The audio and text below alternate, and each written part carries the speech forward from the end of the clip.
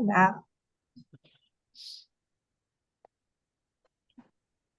All right, so let's start off strong. How does digital media production impact student engagement in schools?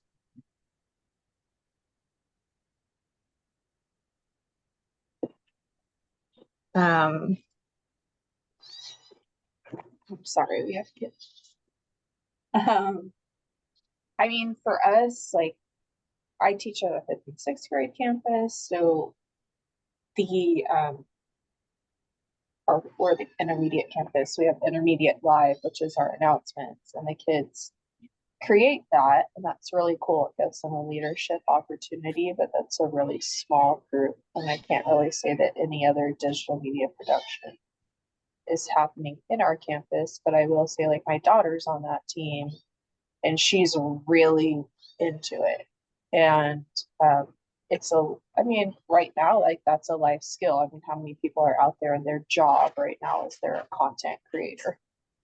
Mm-hmm. And that's all that they do. So I definitely think if implemented more, it could really engage students. It's really a matter of like where is appropriate and giving the teachers the skills to implement it as well. But I think maybe starting small, like we've talked a lot about podcasting with the students, is a good, like, easier kind of place to start.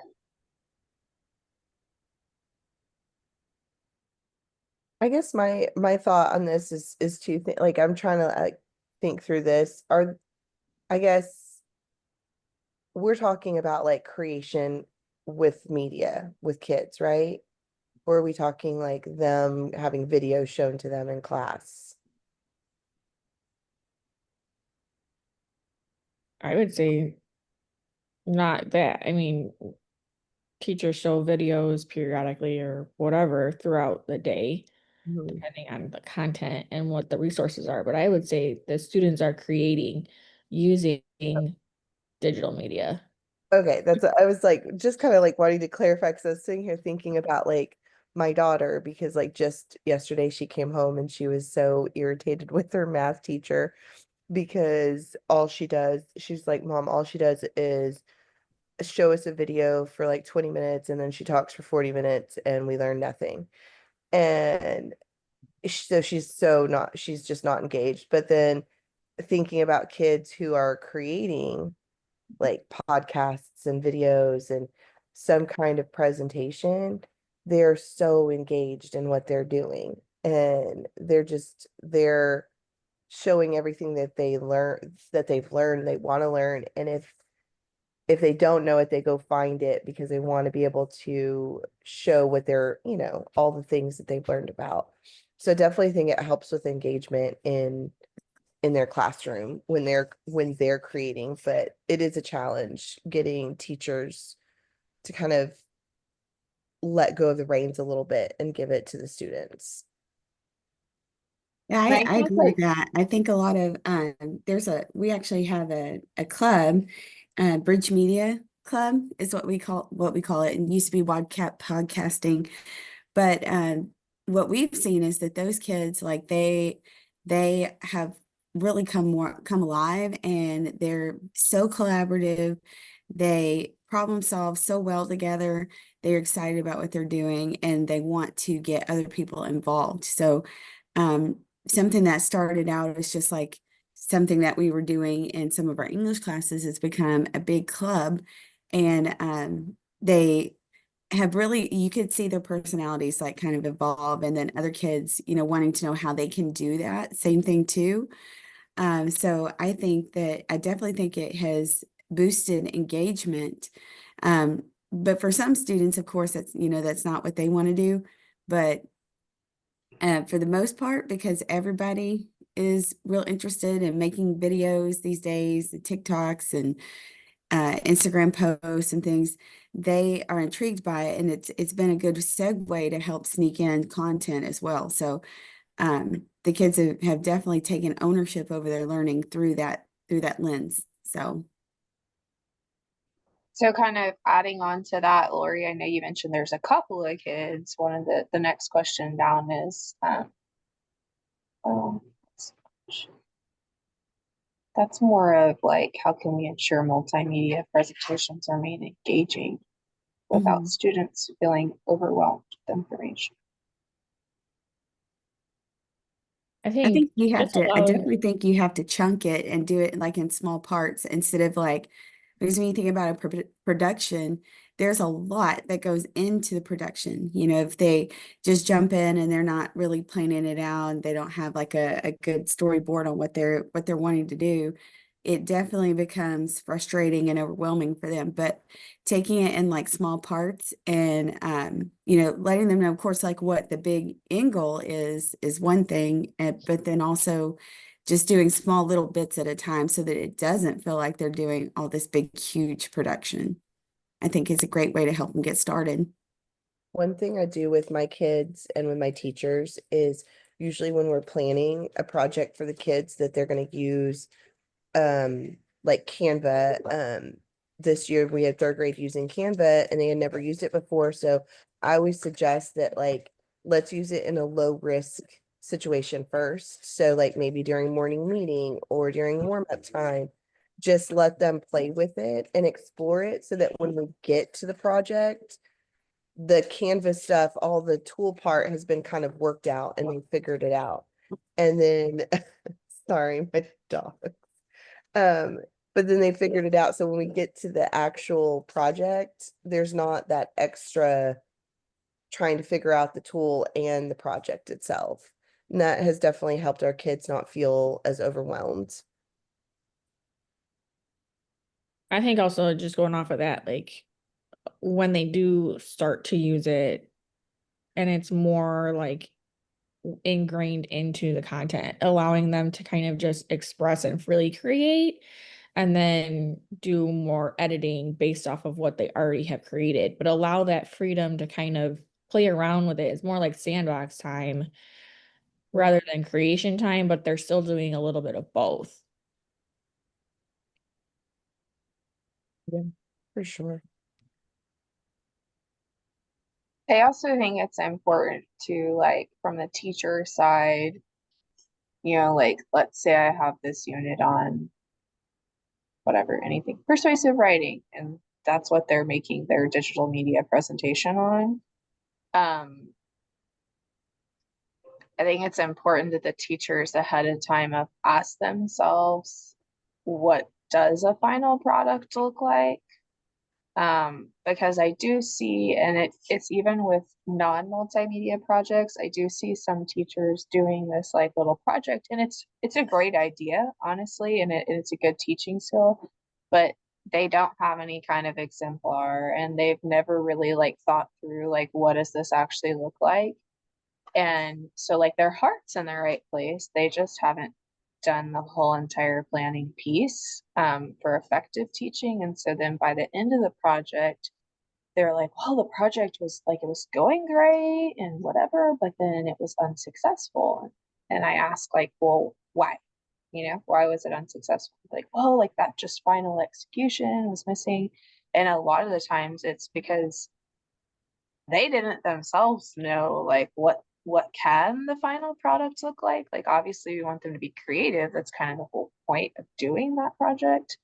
But you still need to have an idea of as a teacher because you're gonna have kids that I don't know what to do and I don't know how to do this and I don't know where to start and they need that guidance. And so if you've thought about what can this look like, it's gonna help them there. I also Mhm. think using rubrics can kind of help with that and even help with you as the teacher. Like, okay, what is this going to look like? Well, let me use the rubric to guide that. So I've been working with my ELA teachers right now because they're all wanting to do novel study units because we're done STAR testing, which is great. It's fun. Everybody loves to do that. And they want to do projects. It's like, okay, well, yeah, let's come up with these ideas for options for projects, but then let's also use a tool to build a rubric so that the kids know how they're going to be graded. And then so then you, at the end of that project, can grade it and give them grades and not go, oh, it wasn't successful. I didn't know how to grade it. You've had that ahead of time. It's not a let me create it because all the kids have turned in and I don't know how to grade this kind of thing. I think that's the rubric thing is really, really important, like especially for your secondary, your high schoolers. Um, they don't necessarily need so much hand holding when it comes to like digital media product projects. As much as what I found is because they have a tendency to know everything, right? Um, but giving them that rubric and letting them take off with it, that's when you really start to see some really big differences in the projects. And, but they all still meet the criteria whenever they do have that rubric, and they can just make sure that, okay, this is what we did, but we just need to make sure that we had this piece in there. We did X, Y, Z. And that always definitely makes it more entertaining and less monotonous. Otherwise, you end up with like, how you used to end up with those same Google Slide presentations. But definitely giving them that rubric and then letting them fly with it makes a huge difference for secondary anyway.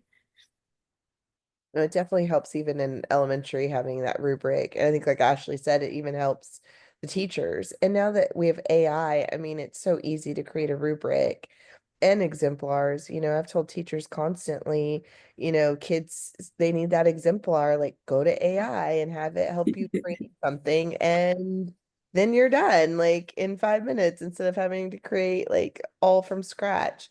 I'm like, use that AI. So that definitely, I think those two things help students as well.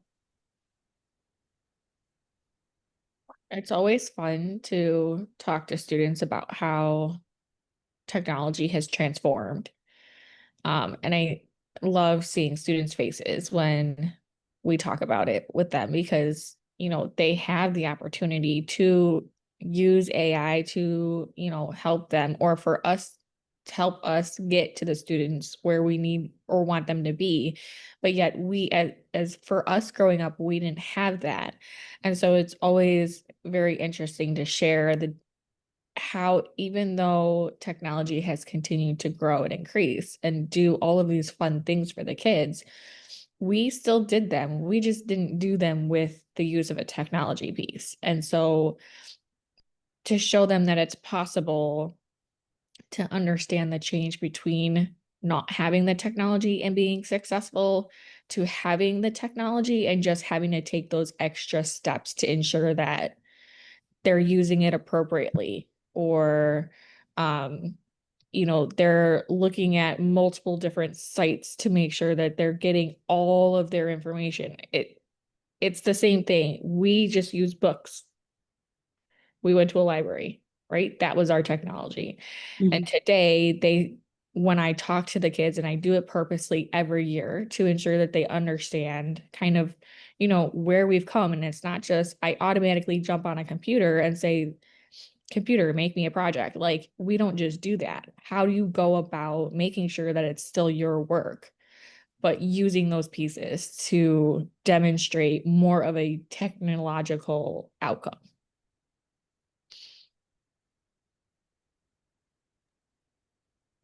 I know some of y'all have talked about like teaching the tech skills in isolation. One of the questions asked about balancing that creative freedom with the students between learning the technical skill and then being creative. I know I can see an argument for teachers that like they don't have the time to teach the technical skill in isolation with something that's not academic. And so I think it's important to also plan for that situation, because you don't want to completely turn the teacher off from the idea. I know personally, I've never actually done it like that where it's in isolation. I've done it within the context. And when we're in the project, I just teach them like 10 minutes of tidbits at the beginning of each class, kind of as they're generating their ideas. And so, like, for example, one time they were on Canva, and the first day we get in there, I kind of showed them the basic tools, right? Like, here's the menu, here's what elements are, here's this text, right? Just basic things, and kind of let them explore. And then the next day I went in and showed them a little bit more advanced tools. And the next day I went in and showed them a few more tools. And I was also getting that feedback from them on like what what did they need to know how to do, like as they were creating. So then the next day I would implement that into the little like tidbits. And so it was a way to do it, not in isolation with something not academic. We were doing the academic content, but they were able to kind of give me that feedback back and forth on what they needed, because a lot of them really can just kind of take it, go. Mhm. And you have your other kids that can't, but a lot of times then I just pair them up with my kid that can take it off and go. And so, yeah, I think it's like this balance between holding their hand, letting them explore, letting kids be that like technology expert in the room, to give them that, to empower them a little bit more, and just kind of this nice like marriage between all of those things. I think also letting the kids like teach each other too is really big on this. Because you know, like you said, some kids are going to be able to just like go with it. But then like for teachers leveraging that, the expertise, like for the use of you know, creativity in the room, or you know, creating things digitally. I think you're gonna have kids that are super advanced, and if you can lean on some of those kids to help other kids, I think that helps to take off a lot of the pressure of, oh, I need to do this for everybody, but not so much. And then also, you know, thinking about it and as a teacher, thinking about it from the standpoint of, well, they're all going to come with different, just like they do in our rooms, like where they are in their learning, they're all coming at different angles. So just kind of doing it in a little bit more prescribed way of meeting them where they are, and then helping them take those baby steps like from where they are. And then if it's something that, I mean, even your most advanced kids, they know how to do stuff that, you know, the teacher may not know how to do. Again, going back to letting those kids take the reins and show others how to do it, I think is going to be really important, you know, when you're talking about balancing creative freedom. I agree. I find like even in academic content, for the kid that's doing the teaching, you're just advancing them even more. And it's Mhm. really hard sometimes to challenge your kids that are already there and have gotten it. And then for your kid that they are working with, a lot of the times, like if they didn't get it the first time from me, I mean, if I tell it to them again, right, are they probably going to get it from me? Maybe, maybe not. Yeah. But getting it from a different perspective, from a brain that's developing on the same pace that they are, and seeing it from their eyes because they are younger, can, you know, I've seen it a lot of the times, like I've taught a kid this math skill and I've scaffolded it and I've pulled them in small group, and it's just, it is not clicking. And Yeah. then I have them work with a partner a couple of different times, and then all of a sudden they're like so and so showed me, and I'm like, okay, like good, right? That's what I wanted you to do, but you know, God forbid the expert taught you. But you know, it's a good instructional tool to have them really, and you're building up both sides in that. It's not Mhm. just, I know a lot of teachers are like, well, I don't want to burden Johnny with having to help little Sammy every time. Like, one, pick your kids that they're not going to feel like it's a burden, because a lot of them thrive on that. And two, they are doing their own learning when they're doing teaching. I mean, I know Mhm. as a teacher myself, when I'm teaching in the middle of a lesson, sometimes I'll be like, and it's just this epiphany. And I've taught the lesson 30 times, but this one time, something about the way I said it or the way the kid interacted with their input just sparked something new in me. So I think that's really important everywhere in education, Mhm. for kids to teach each other when it's appropriate, when you have that opportunity for them.